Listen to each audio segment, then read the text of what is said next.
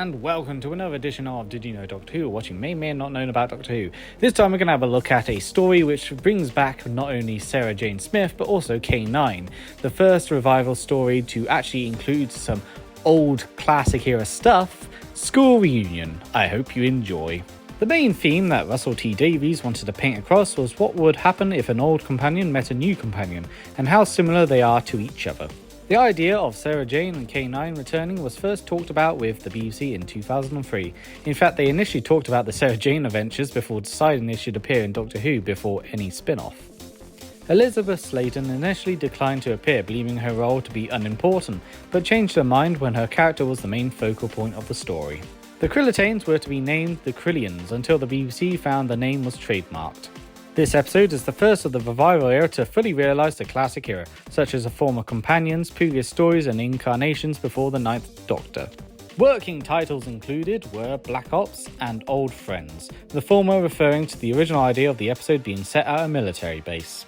The K9 prop used at the end of the episode is one of the original props from the 1970s.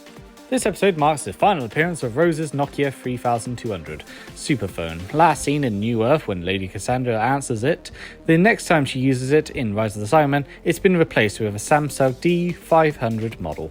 In one scene, Rose and Sarah break up with laughter when the Doctor enters the room, after spending several minutes comparing notes on the Doctor. To get a realistic reaction, David Tennant wore a fake moustache, unbeknownst to the actresses, as he entered the scene. This is why Billie Piper points at him in the episode.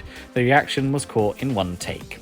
Rose complains that the Doctor leaves his companions behind after a while, but in fact out of 32 companions up to this point, only 4 have been left behind, these being Adam Mitchell, Captain Jack, Susan and Sarah Jane.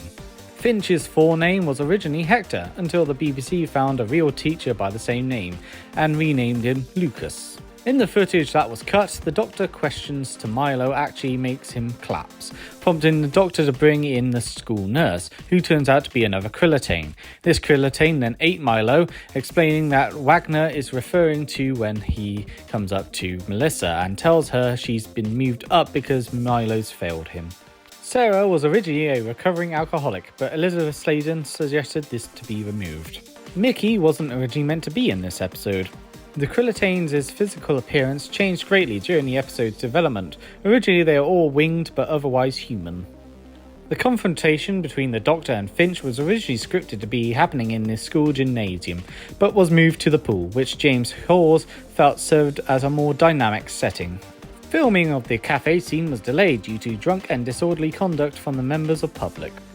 This episode was meant to have aired at a later point in the series.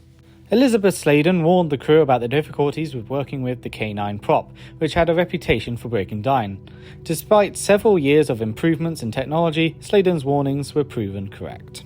Head's line, "Forget the shooty dog thing," is a form of Buffy speak, the type of slang used in Buffy the Vampire Slayer, which Head starred in. Sarah's last line to K9 is, "We've got work to do." This was also the last line of Survival, the final story of the classic era. The Chips subplot was inspired by the recent controversy over school menus incited by James's school dinners.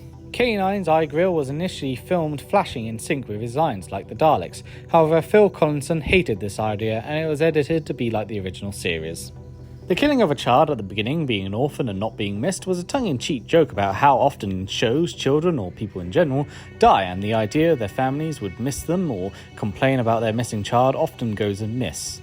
Sarah Jane makes references to Invasion of the Dinosaurs, Pyramid of Mars, Genesis of the Daleks, Robot, Planet of Evil, and Terror of the Zygons, while arguing with Rose. And that is it for today. I hope you enjoyed. School Reunion is a very good Series 2 episode. It's not brilliant by any standards, but it's a very fun and very lovable episode, and I can't help but just really enjoy it.